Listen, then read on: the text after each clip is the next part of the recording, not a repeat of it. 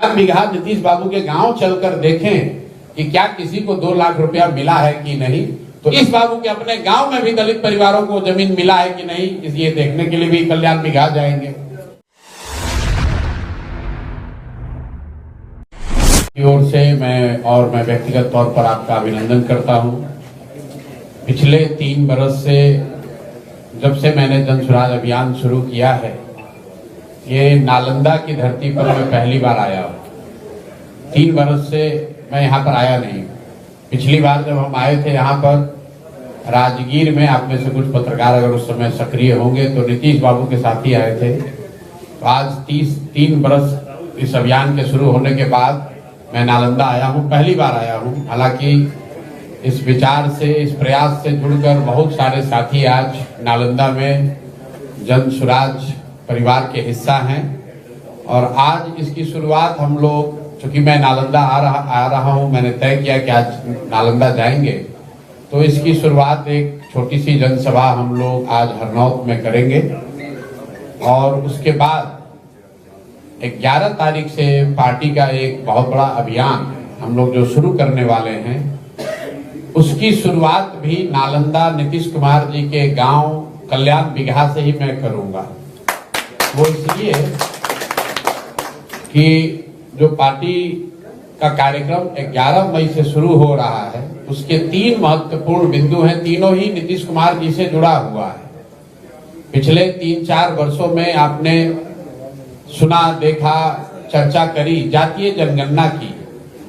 तो जिस जातीय जनगणना का रिजल्ट 2 अक्टूबर 2023 में आया, 7 नवंबर 2023 को विधानसभा के पटल पर रखा गया। 24 नवंबर 2023 को नीतीश बाबू ने घोषणा की कि जातीय जनगणना के आधार पर करीब 94 लाख परिवार, जिनको पिछले 25-30 साल में विकास की यात्रा में जो लोग छूट गए हैं, उन परिवारों को 2 लाख रुपए प्रति परिवार के दर से मदद दी जाएगी। ये घोषणा नीतीश बाबू ने विधानसभा में की, उनके ट्विटर के हैंडल पर भी है, आप लोगों को भी पता है। उसके बाद 2 बजट बीत गया, अभी तक किसी को 1 रुपया भी नहीं मिला। उस पर सरकार ने कोई चर्चा नहीं की। कई बार जब हम लोग बिहार में घूमते हैं, लोग कहते हैं कि नालंदा में बहुत काम हुआ है। तो इसलिए मैंने तय किया कि भाई जो 2 लाख रुपया उनको प्रति परिवार देना है, कल्याण बीघा नीतीश, नालंदा भी नहीं, कल्याण बीघा नीतीश बाबू के गांव चलकर देखें कि क्या किसी को 2 लाख रुपया मिला है कि नहीं। तो 11 मई को मैं आऊंगा और कल्याण बीघा से इसकी शुरुआत करूंगा।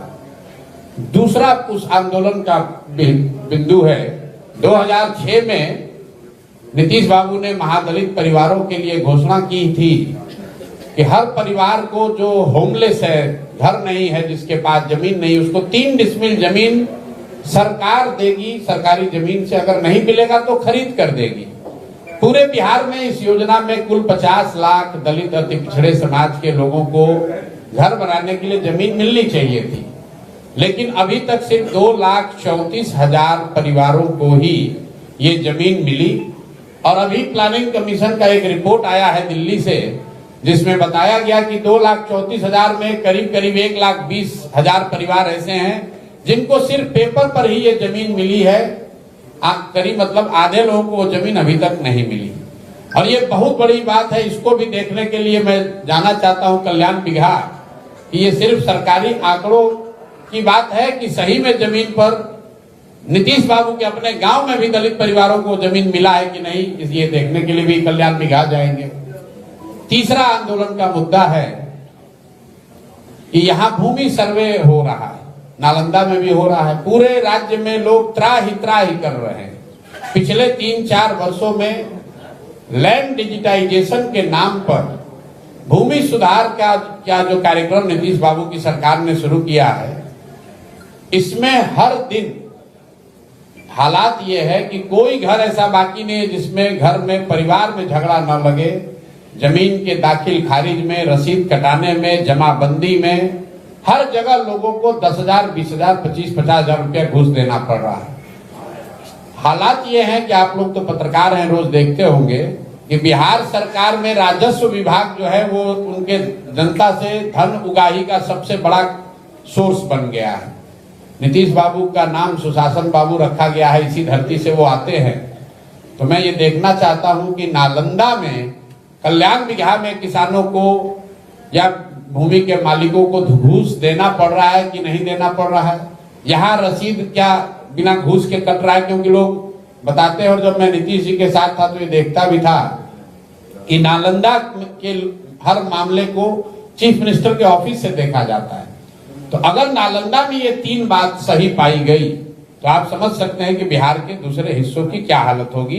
तो 11 तारीख को पार्टी के इस कार्यक्रम का हस्ताक्षर अभियान हम लोग शुरू कर रहे हैं, जिनमें ये 3 बिंदुओं को हम लोग कवर करेंगे कि जिन 94 लाख परिवारों को 2-2 लाख रुपया आपने कहा था जातीय जनगणना कराकर उनको अभी तक 1 रुपया मिला कि नहीं मिला, या फिर जैसे मोदी जी का 15 लाख रुपया हर परिवार को देने का वादा जुमला साबित हुआ। आप भी ये मान लीजिए कि बिहार में भी आपने ये जुमला ही फेंका था। दूसरी बात, जिन महादलितों ने आपको आज 18-20 साल से मुख्यमंत्री के कुर्सी पर बैठाया है, कम से कम आपके गांव के महादलितों को वो जमीन मिली है कि नहीं, नालंदा में उन लोगों को जमीन मिली है कि नहीं, ये देखने आएंगे।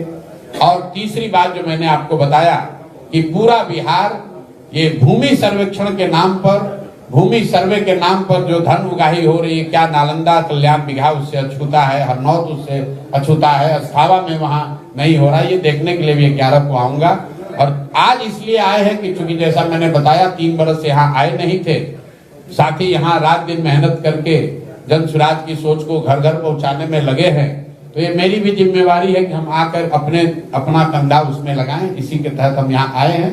अभी हरनौत में एक छोटी सभा करेंगे, उसके बाद मुझे आगे सिरघाटी जाना है। अब आपके जो सवाल हैं आप सवाल कर सकते हैं। बहुत बहुत धन्यवाद। आपके मित्र हैं, अभी बोले कि निकम्मा माने नीतीश कुमार को, तो 2005 के पहले जो सरकार चलती थी और चलाने वाले को क्या संबोधित करेंगे? देखिए, शब्द तो उनके हैं, मैं उस तरह के शब्द प्रयोग के पक्ष में नहीं हूँ। हर आदमी का बोलने का अपना तरीका है। अब मैं बोलूंगा, विधायक जी अगर खुद बोलना चाहे। जहां तक आपने कहा कि 2005 से पहले की सरकार को क्या कहेंगे, बिल्कुल उसको तो हमें आपको कहने की जरूरत नहीं है। कोर्ट ने, बिहार की जनता ने उसको जंगल राज बताया। वो जंगल राज था लालू और उनके परिवार का, उनके गुंडों का, उनके बदमाशों का, रंगदारों का। वो गुंडा राज था, जंगल राज था। ये बात तो कोर्ट ने कहा, ये बात बिहार की जनता ने पिछले 2005 से 20 वर्षों से ये दिखाया है। लेकिन वो राज बहुत खराब था, इसलिए अब कम खराब वाला अच्छा है, ये भी बात ठीक नहीं है। नीतीश बाबू ने, जनता ने लालू जी के जंगल राज को नकारा, तभी तो नीतीश जी को मुख्यमंत्री बनाया।